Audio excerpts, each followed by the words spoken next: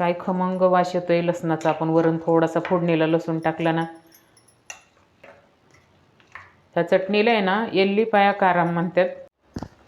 नमस्कार, मी सुनीता नन्नवरे आणि सुनीता नन्नवरे या चॅनलमध्ये तुमचं खूप खूप स्वागत आहे. आज आपण बनवणार आहोत एल्लिपाया काराम. एल्लिपाया काराम म्हणजे ना ही साऊथ इंडियन चटणी आहे. खायला तर इतकी सुंदर लागते ना ही चटणी. आपण महाराष्ट्रात ह्याला लसूण चटणी म्हणतो. तर ही लसूण चटणी कशी बनवायची करूयात रेसिपीला सुरुवात. सगळ्यात आधी आहे ना आपल्याला घ्यायचं आहे लाल तिखट. हे लाल तिखट आहे ना मी घरी बनवलेलं आहे आणि हे खूप तिखट आहे.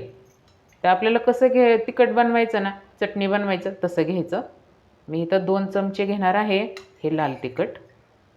ह्याच्यात मीठ वगैरे काहीच टाकलेलं नाही आहे. त्याच्यासोबतच आपल्याला टाकायचं आहे चवीपुरतं मीठ. बघा अगोदर मीठ नव्हतं तिखटात, त्यासाठी मी इथं टाकलेलं आहे. थोडीशी जिरी पण टाकायची.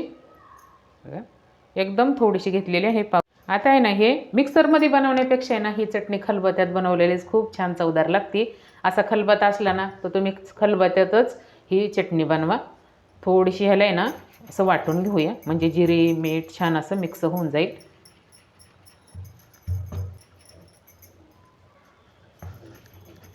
सर्व मिक्स झालं मीठ आणि जिरी. आता टाकूया एक लसूण. इथं आहे ना मी अख्खी लसणाची गड्डी घेतलेली आहे आणि हा लसूण आहे ना गावरान लसूण आहे. बघा गावरान लसूण आहे ना असा थोडासा लालसर असतो. तर हा गावरान लसूण मी एक गड्डी घेतले. होता होईल तेवढं आहे ना ह्या चटणीला लसूण जास्त टाकायचा. आता हे लसूण टाकून आहे ना आपण छान असं वाटून घेऊया त्याच्यामध्ये. लसूण आहे ना व्यवस्थित ह्याच्यामध्ये आहे ना तिखटामध्ये कुटून घ्यायचा असं मस्त.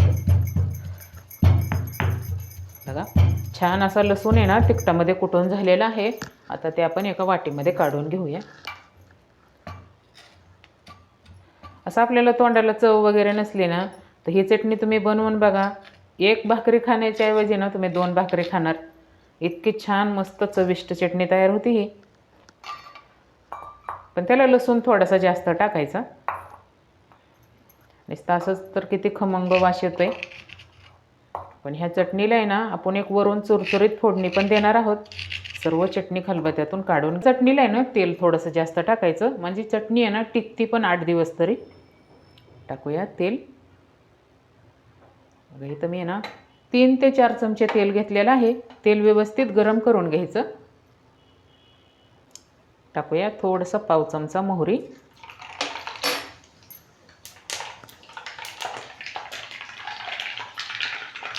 मोहरी टाकली की टाकायची थोडीशी जिरी. गॅस बंद करून टाकू. आता तेल छान असं तापलेलं आहे आणि टाकूया इथं आहे ना 3 लसूण पाकळ्या मी अशा फक्त ठिचून घेतलेल्या आहेत. त्या पण टाकायच्या म्हणजे खमंग चटणी होती. आणि टाकूया थोडीशी उडदाची डाळ. ती लोक आहे ना प्रत्येक चटणीमध्ये आहे ना उडदाची डाळ थोडीशी हरभऱ्याची डाळ अशी टाकतात. त्याच्यामध्ये आहे ना ते कडक छान भाजली ना मस्त चटणी लागते बघा. थोडीशी हरभऱ्याची डाळ पाव चमचा. मिरची थोडीशी तोडून घेतलेली आहे आणि टाकूया कढीपत्त्याची पानं.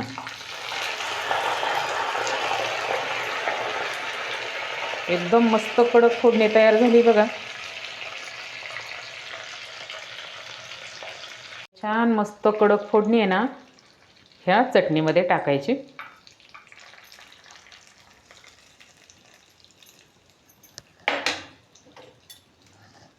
मिक्स करून घेऊया. काय खमंग वास येतोय लसणाचा. आपण वरून थोडासा फोडणीला लसूण टाकला ना आणि कढीपत्ता लसूण सर्व फोडणी आहे ना एकदम चुरचुरीत झालेली आहे.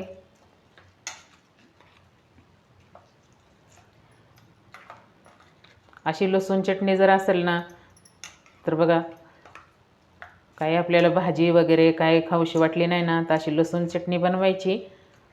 ही कशी पण आहे ना गरम गरम भाताबरोबर तर खूपच छान लागते. आणि ज्वारीची भाकरी जर असेल ना गरम गरम तर एक भाकरीच्या ऐवजी तुम्ही 2 भाकरी तर नक्कीच खाणार. अशी मस्त साऊथ इंडियन पद्धतीने आपण चटणी बनवलेली आहे.